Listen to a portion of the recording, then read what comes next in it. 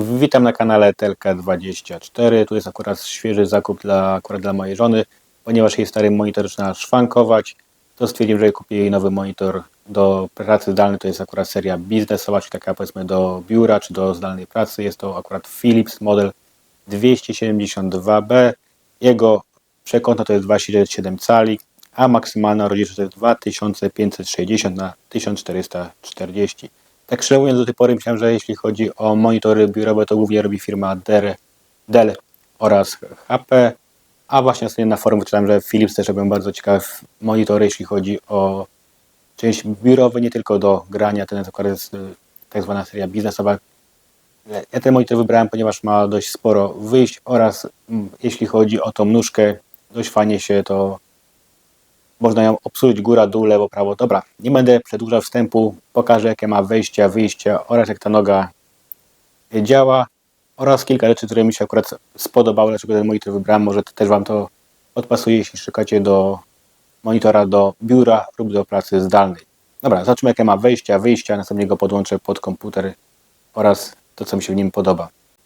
Tak się prezentuje monitor Philips z tyłu. Mamy tutaj wejście na przewód zasilający, przycisk on-off, wejście HDMI, wejście na przewód display, wejście USB typu C, o którym za chwilkę Wam opowiem, 1-gigowe wejście LAN, 4 wejścia USB typu 3.0, te żółte jest dodatkowym zasilaniem, czyli może też zasilać dodatkowe urządzenie, maksymalnie 65 W oraz wyjście też jeśli chodzi o display, czyli możemy połączyć kolejny monitor przewodem typu display.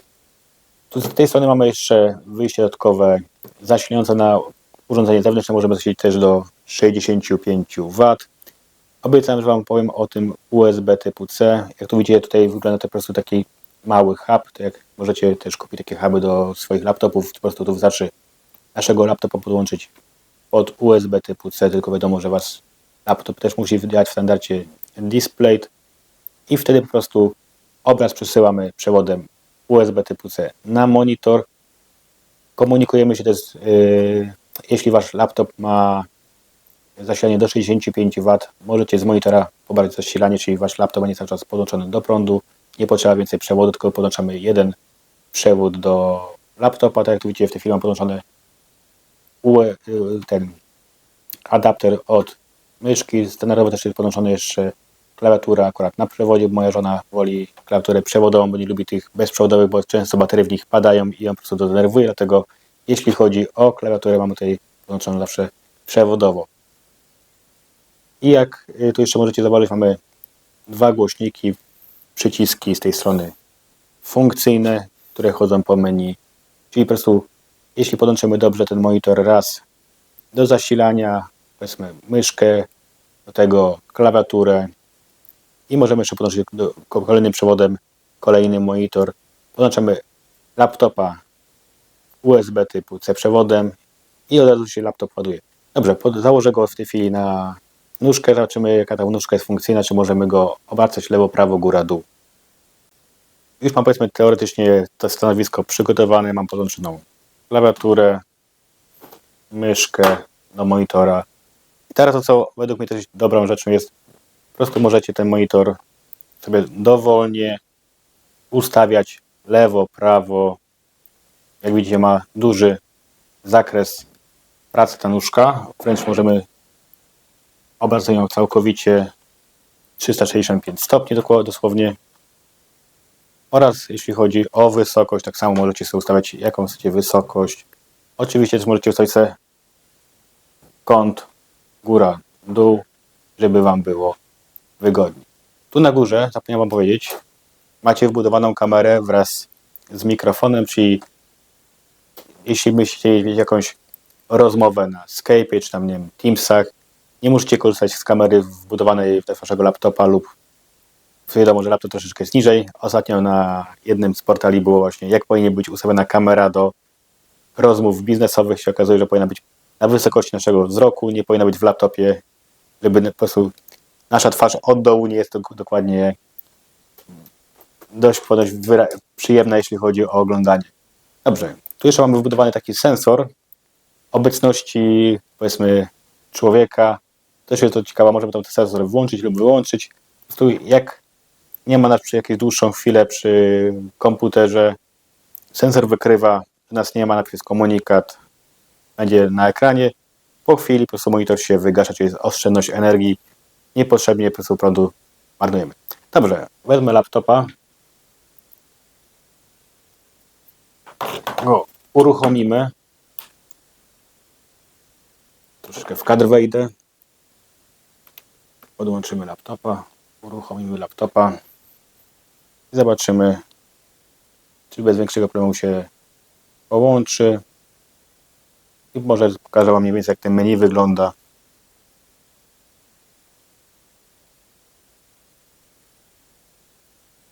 Widzicie, akurat ten sensor zadziałał, nie siedzę na wprost monitora, wykrył mnie. Uruchomię może kamerkę, zobaczymy w Skype'ie, jak to, a tu będzie wielki bałagan za mną, ale trudno. Już miałem Skype'a zainstalowanego. Ta kamerka działa, żeby nie było.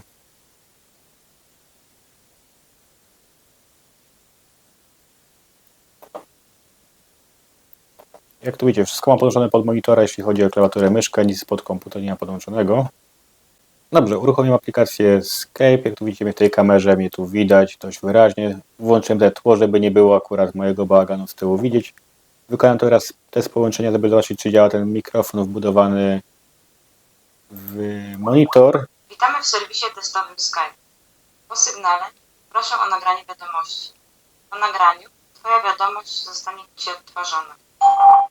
Jak w tej chwili było słychać, dość głośnie są te głośniki w monitorze, możemy jeszcze troszkę je podgłośnić, nie są na maksa w tej chwili ustawione, ale takie powiedzmy codziennego rozmowy czy tam testu według mnie są dość wyraźne, dość głośne te głośniki, na pewno chyba... O, akurat się skończyło.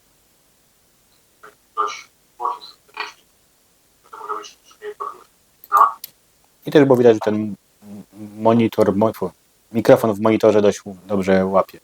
Dobra, zamykamy tą zabawkę. Jeśli chodzi o menu w tym monitorze, mamy w języku polskim, możemy ten sensor, co mówiłem wcześniej, trybu oszczędności energii włączyć, wyłączyć. Mamy tak zwane ochronę naszego niebieskiego światła, teraz to jest bardziej popularne w monitorach, możemy to włączyć, wyłączyć. Też mamy widzę jakiś tam tryb dodatkowo. Cofniemy się.